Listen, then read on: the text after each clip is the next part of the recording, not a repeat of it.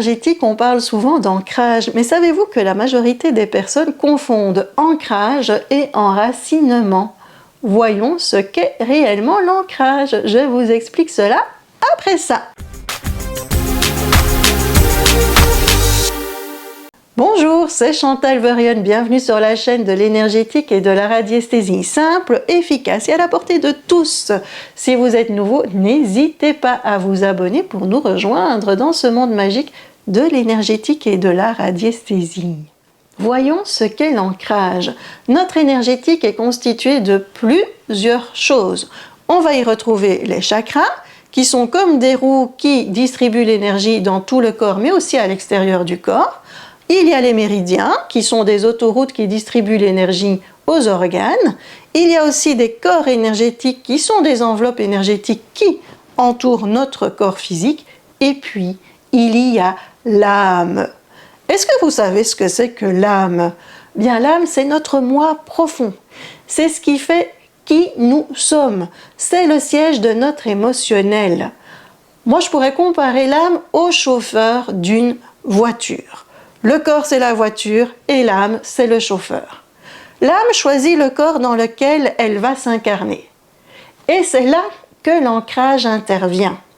Il arrive que l'âme n'ait pas trop envie de rester dans le corps, ou qu'elle n'ait pas envie de rester sur Terre, ou qu'elle n'accepte pas le corps choisi, ou qu'elle n'accepte pas d'être enfermée dans un corps physique.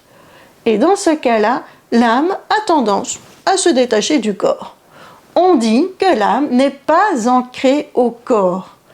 J'avoue que ça m'arrivait souvent quand j'étais à l'école. Mon corps physique était là, il réagissait de manière automatique, mais en fait j'étais complètement ailleurs.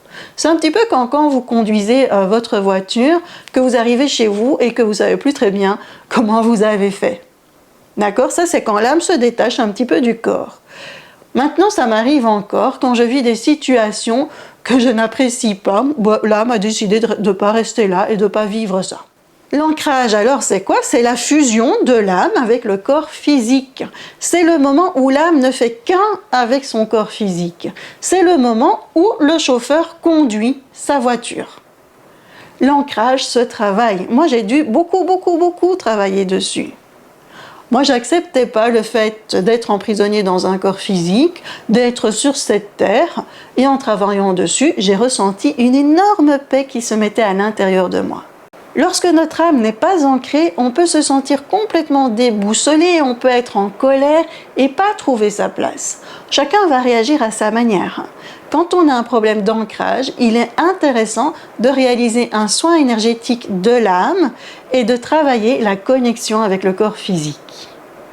Alors, quelle est la différence avec l'enracinement? Eh bien, l'enracinement, c'est être en connexion avec les énergies bénéfiques de la terre sur laquelle on vit et être en connexion avec les énergies de notre source. C'est donc être en connexion avec ce qui nous entoure. C'est être connecté avec ce que nous vivons, à l'endroit où nous vivons. L'ancrage, c'est l'âme qui fusionne avec le corps physique. J'espère que vous voyez bien la différence et je vais vous laisser là-dessus. Prenez soin de vous, n'hésitez pas à nous rejoindre en vous abonnant et je vous dis à tout bientôt.